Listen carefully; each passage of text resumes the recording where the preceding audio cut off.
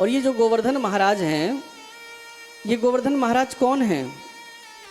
तो देखो, गर्ग संहिता में प्रसंग आता है कि राधा जी की इच्छा होने पर प्रभु ने अपने हृदय में दृष्टिपात किया, क्योंकि राधा जी ने कहा कि जहाँ गोवर्धन है, जहाँ वृंदावन है, जहाँ जमुना महारानी है, वो स्थान मुझे अति प्रिय है।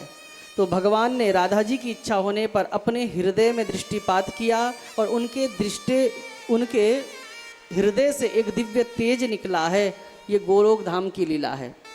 और फिर 7 द्वीपों में जो एक शालमली द्वीप है, उसमें द्रोणाचल की पत्नी से गोवर्धन का जन्म हुआ है। जैसे हमारा जम्बू द्वीप है ना, तो ऐसे ही एक शालमली द्वीप है।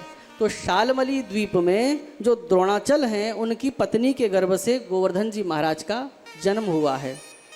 और ये भी गर्ग संगीता में आता है कि भगवान की जंघा से वृंदावन का प्राकट्य हुआ है और भगवान के वाम स्कंद से यमुना जी का प्राकट्य हुआ है। तो ये गोवर्धन जी महाराज हमारे द्वीप के पर्वत नहीं हैं, हमारा तो जम्बू द्वीप है। और गोवर्धन जी महाराज कहाँ पैदा हुए? शालमली द्वीप में। तो ये जम्बू द्वीप में कैसे आए? तो एक महात्मा है जिनका नाम है पुलत्स्य मुनि। ये पुलत्स्य मुनि एक बार यात्रा कर रहे थे, भ्रमण कर रहे थे। भ्रमण करते करते ये पहुंच गए शालमली द्वीप। नाम क्या है? पुलत्स्य। क्या नाम है? पुलत्स्य महात्मा है। शालमली द्वीप पहुंचे तो वहाँ पर गोवर्धन पहाड़ को जब देखा तो गोवर्धन पहाड़ की सुंदरता को देखकर बड़े प्रसन्न हुए। आहा!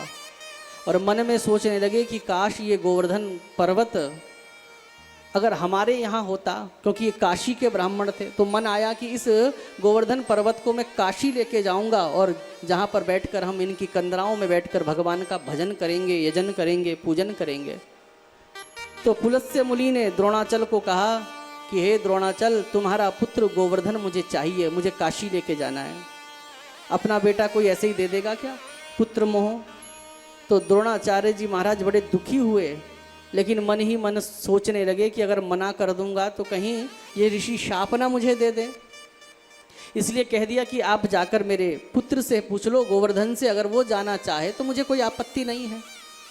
तो अब पुलत्स्य मुनि गोवर्धन के पास आए हैं और गोवर्धन को कहा है कि मैं तुम्हें काशी लेके जाना चाहता हूँ।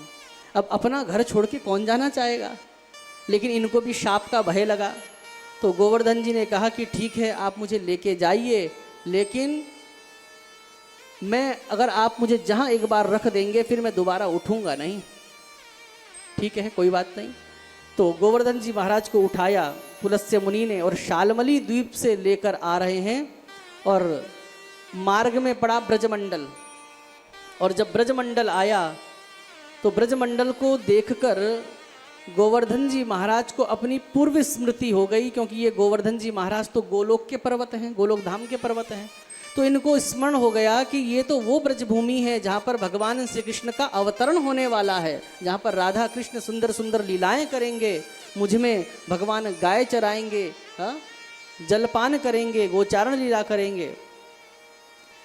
इसलिए गोवर्धन जी महाराज ने अब क्या किया, ऐसी लीला करी कि उसी समय पुलत्स्य मुनि को क्या हो गया, लघु शंका आ गई। और पुलत्स्य मुनि ने गोवर्धन जी महाराज को उसी ब्रजमंडल में रख दिया और लघु शंका करने के लिए चले गए हैं। लघु शंका करके जब आकर पुनः गोवर्धन जी को उठाना चाहा तो गोवर्धन जी महाराज उठे नहीं। पुलत्स्य मुनि ने कहा, उठते क्यों नहीं? गोवर्धन जी ने कहा, मैंने पहले ही आपसे कह दिया था कि एक बार आप मुझे रख देंगे तो फिर मैं उठूंगा नहीं।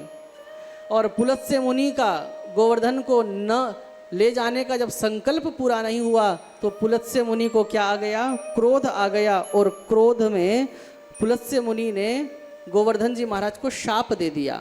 क्या शाप दिया है कि नित्यम संचीयते नंद तिल मात्रम दिने दिने। हे गोवर्धन, मैं तुझे शाप देता हूँ कि तू प्रतिदिन क्षीण होगा। कितना? तिल के दाने के बराबर।